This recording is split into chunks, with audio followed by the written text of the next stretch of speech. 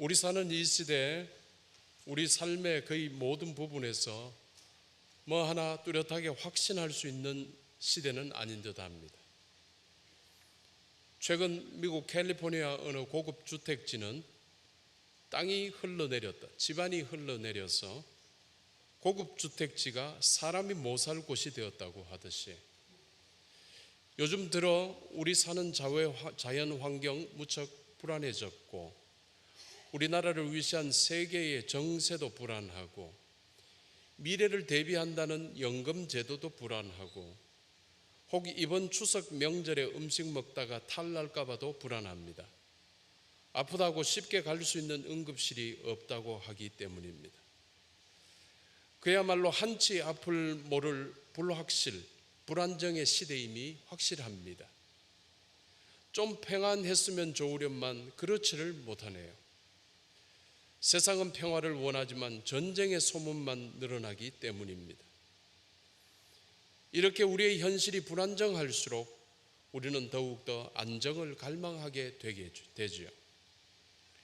태어나는 순간부터 우리는 위험에 노출이 되고 생존과 안정에 위협받기 시작하고 그래서 행복과 생존을 보장받을 수 있는 안정을 정말 갈망은 하지만 그러나 우리 인간의 어떠한 노력과 방법으로 스스로 어떠한 욕구를 충족시키지 못하는 게 또 사실이죠.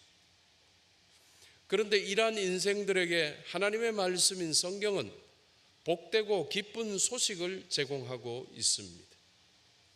궁극적으로 우리가 원하는 최상의 안정이란 무엇이며 또 그것이 어디에 있는가를 알려주고 또 우리가 그 안정을 누릴 수 있는 지혜를 전해주고 있지요.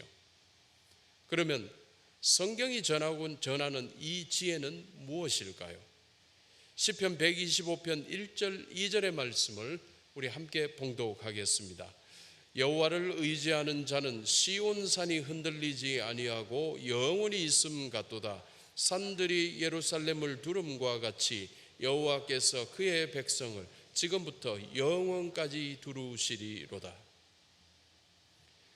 제가 10년 전에 저희 교회에 부임했을 때 저희 사택이 아파트 엘리베이터에서 만나신 그 주민을 서로 인사도 하고 제가 새로 부임한 대구 영락교회 담임 목사라고 이야기를 하니까 그분이 하셨던 말씀이 목사님 잘 오셨습니다. 대구는 정말 안전한 좋은 곳입니다. 산들이 대구를 다 둘러싸고 있어서 외세의 침범을 받지 않았던 곳입니다. 그런 이야기를 하시더라고요. 꼭 그와 마찬가지로 오늘 125편 1절 말씀, 2절 말씀에도 그 말이죠. 산들이 예루살렘을 둘렀기 때문에 두름같이 여호와께서 그의 백성을 두루시리로다. 여호와께서 산이 둘러도 안전한데 여호와께서 두루시고 계시니까 얼마나 안전한 것인가. 외부의 적이 쳐들어오지 못하도록 안전하게 보호하신다는 것입니다. 산들이 둘러서 예루살렘을 보호하듯이 여호와께서는 여호와 당신을 의지하는 성도들을 둘러 보호하시는 것입니다. 그 옛날 아브라함에게 하셨던 하나님의 약속이 있었습니다. 이미 부부가 다 노인이 되어버린 그때에 하나님께서 약속하시기를 하늘의 별같이 많은 자손, 바다의 모래알같이 수많은 자손을 약속하셨습니다. 그러나 노인인 아브라함은 정말 그 약속을 믿었습니다. 여호와를 온전히 의지했기에 그는 정말 그 약속을 믿었고 그 약속을 굳게 믿은 그 믿음이 그를 흔들리지 않게 했습니다. 또 히스기야 왕을 아시지요? 그가 즉위한 지 14년에 18만 5천 명의 아수르군이 쳐들어와서 예루살렘 성을 완전히 포위하는 상황이 벌어졌습니다. 큰 위기를 처했습니다. 이는 하나님을 자랑하는 대신 자신이 가진 재물이 많음을 자랑했다가 당한 일이었습니다. 우리는 이 일에서 세상적인 자랑의 허무함을 볼 수 있게 됩니다. 여러분, 우리 중 누가 젊음을 자랑할 수 있겠습니까? 자랑하던 그 젊음은 곧 늙음이 다가오게 되고 우리는 곧 죽게 됩니다. 내가 가진 것을 자랑할 수 있는 사람이 누가 있겠습니까? 어느 날 하루아침에 사라질 수밖에 없는 재물과 같은 것입니다. 세상적인 자랑의 허무함을 우리는 알 수가 있어야 됩니다. 아수르 왕 산헤립이 히스기야에게 서신을 보내서 항복을 강요했습니다. 만약 항복하지 않으면 왕을 비롯한 유다 백성들이 겪게 될 일을 또 경고했습니다. 꼼짝없이 예루살렘 성에 갇혀서 이제 물을 마실 수 있는 물이 없어 소변을 마시게 될 것이고 먹을 음식이 없어서 대변을 먹게 될 것이라는 위협이었습니다. 하나님의 사람들의 비참함을 예고했습니다. 그러면서 하나님을 모독합니다. 너희 하나님, 너희를 구할 수 있는 하나님이 있기나 하냐 했던 것입니다. 그러나 성도님들, 우리 하나님께서는 당신을 모독하는 자를 내버려 두지 않습니다. 사무엘상 2장 10절에 이렇게 말합니다. 여호와를 대적하는 자는 산산이 깨어질 것이라. 하늘에서 우레로 그들을 치시리로다. 여호와께서 땅끝까지 심판을 내리시고. 하나님을 모독하는 일은 우리가 정말 피해야 될 일입니다. 세상에 하나님의 말씀을 역행하는 일들을 하고 잘 되는 것처럼 보이지만은 그들은 반드시 심판을 받게 될 것입니다. 그때도 그랬습니다. 산헤립이 하나님을 모독을 했습니다. 그때 히스기야는 성전으로 올라가서 하나님을 의뢰하며 기도했습니다. 열왕기하 19장 16절에 나옵니다. 여호와여 귀를 기울여 들으소서. 여호와여 눈을 떠서 보시옵소서. 산헤립이 살아계신 하나님을 비방하러 보낸 말을 들으시옵소서. 우리의 싸움은 하나님의 모욕, 하나님의 영광에 반하는 것들과의 싸움이 되어야 하는 것입니다. 이렇게 기도 후에 아침이 되어 나가보니 18만 5천 명의 군사들이 그냥 다 죽어 있었습니다. 싸움을 한 것도 아니었습니다. 전쟁을 한 것도 아니었습니다. 그냥 하나님을 모독했다가 그들은 다 죽었습니다. 아수르 왕 산헤립은 고국으로 살아는 도망갔지만 아들이 일으킨 쿠데타로 곧 죽게 되었습니다. 결국 처음 히스기야가 잠시 교만해서 잠시 자랑할 바를 혼돈해서 자기 일을 자랑하다가 자기 재산을 자랑하다가 벌을 받게는 되었지만 다시 하나님을 의지하였더니 하나님께서는 그의 기도를 들으시고 큰 위기에서 건져주셨던 것입니다. 그래서 성도님들, 우리가 하나님을 의지하게 될 때 우리 인생은 흔들리지 않을 것이고 우리가 하나님을 더욱 의지할 때 우리 인생은 결코 흔들리지 않을 것이라는 확신을 가져야 하는 것입니다. 이러한 성도들 되시기를 주님의 이름으로 축원합니다. 시편 125편 4절 말씀 함께 읽겠습니다. 여호와여 선한 자들과 마음이 정직한 자들에게 선대하소서.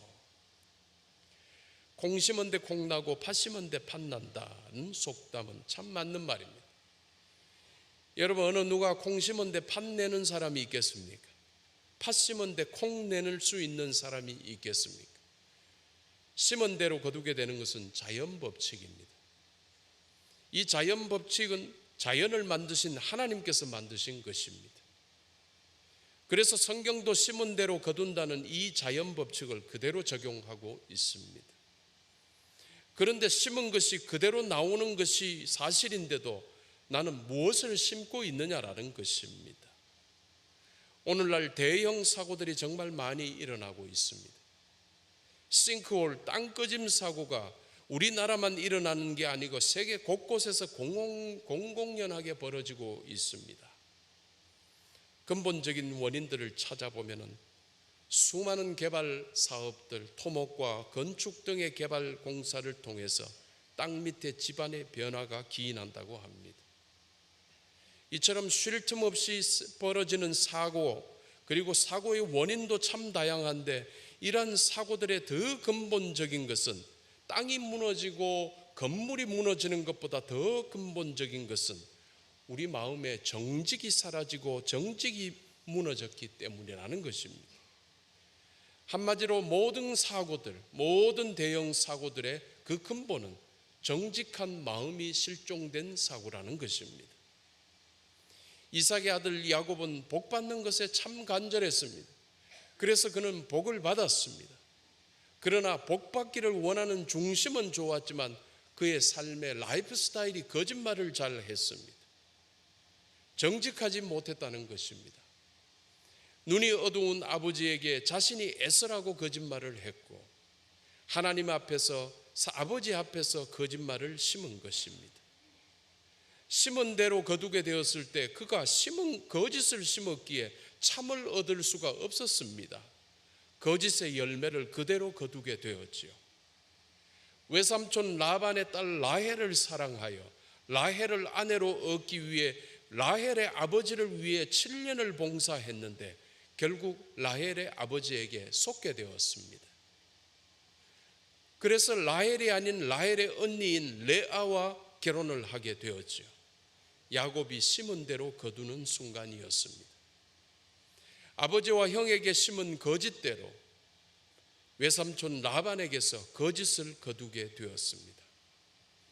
그뿐만 아니라 그의 생애는 우환의 연속이었습니다. 막내딸이 강간당하는 일이 벌어졌고 이를 부운히 여긴 아들들이, 오빠들이 복수하여 수많은 사람들을 살인하는 일을 벌였고 이 일로 이웃 부족들에게 미운 틀이 박히게 되었습니다. 오늘날까지도 유대인들은 이웃 부족들에게 미운 틀이 박힌 존재들입니다. 나중 라헬이 베냐민을 낳다가 죽게 되었고 열한 아들들이 형제인 요셉을 종으로 팔아버렸습니다. 하나님의 사람 야곱이었는데 하나님께 복음 받았지만은 거짓을 심었기에 그의 인생이 이러했습니다. 이러한 야곱의 생애는 그가 바로 앞에서 고백한 말처럼 정말 험악했습니다. 창세기 47장 9절의 말씀입니다. 야곱이 바로에게 아뢰되 내 나그네 길의 세월이 130년이니이다. 내 나이가 얼마 못되니 우리 조상의 나그네 길의 연조에 미치지 못하나 험악한 세월을 보내었나이다 하고, 험악한 세월을 보내었나이다. 나그네 길의 세월이 험악했다는 고백입니다. 왜 험악했습니까? 복받은 그가 왜 험악했습니까? 그가 거짓을 심었기 때문입니다. 여러분의 나그네 길은 험악한 세월이 되지 않기를 바랍니다. 그래서 지금 하나님께서 좋아하시는 정직을 심으시고 정직으로 거두게 되기를 주님의 이름으로 축원합니다. 여러분이 정직한 마음으로 살게 되면 하나님께서는 여러분의 나그네 길을 흔들리지 않게 하시고 복된 삶을 열어주실 것이라는 약속 때문입니다. 이러한 성도들 되시기를 주님의 이름으로 축원합니다. 시편 125편 5절 말씀입니다. 우리 함께 읽겠습니다. 자기의 굽은 길로 치우치는 자들은 여호와께서 죄를 범하는 자들과 함께 다니게 하시리로다. 이스라엘에게는 평강이 있을지어다. 성도님들, 정말 아무나 은혜 가운데 평강한 삶을 허락받는 것은 아닙니다. 야곱이 평강의 삶을 허락받지는 못했습니다. 아무나 받는 게 아닙니다. 마찬가지로 누구에게든지 하나님의 평화가 주어지는 것도 아닙니다. 이렇게 하나님의 제한된 복을 누릴 수 있는 신분을 가진 자는 누구인가? 성경은 바로 이스라엘이라고 이야기했습니다. 아시듯이 이스라엘은 하나님의 백성된 자를 의미합니다. 하나님의 백성이 되지 않고는 흔들리지 않는 삶을 기대할 수 없습니다. 오늘도 땅은 흔들릴 것이고 오늘도 우리의 삶은 흔들릴 수 있기 때문입니다. 왜요? 세상이 그대로 놔두지를 않습니다. 가만 놔두지를 않습니다.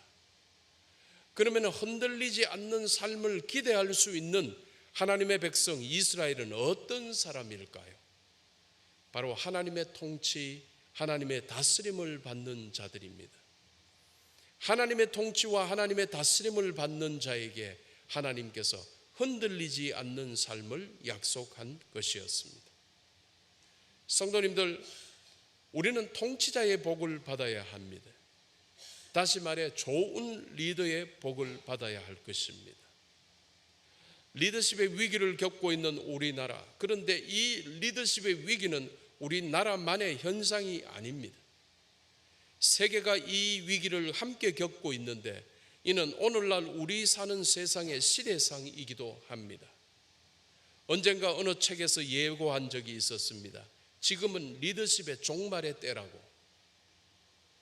그래서 통치자가 누구인가에 따라서 통치받는 사람들의 안정과 평안에 결정적인 영향을 끼치게 되고 영향을 받게 되지요. 성경의 예를 두 예를 들겠습니다. 사울이 왕으로 통치할 때의 이스라엘은 정말 불안한 나라였습니다. 왕이 백성들을 돌볼 생각은 하지 않고 사위인 정적 다윗을 죽이기에 시간 대부분을 보낸 까닭이었습니다. 일을 하나도 하지 않았던 겁니다. 가장 심각한 것은 이스라엘이 신정 국가였음에도 왕이라는 사람이 하나님의 통치를 받지 않고 자기 뜻대로 통치하고 살았습니다. 그 결과 왕은 물론이요, 백성들의 신앙과 삶은 점점 더 피폐해져 갔고 외부의 침략은 끊이지를 않았습니다.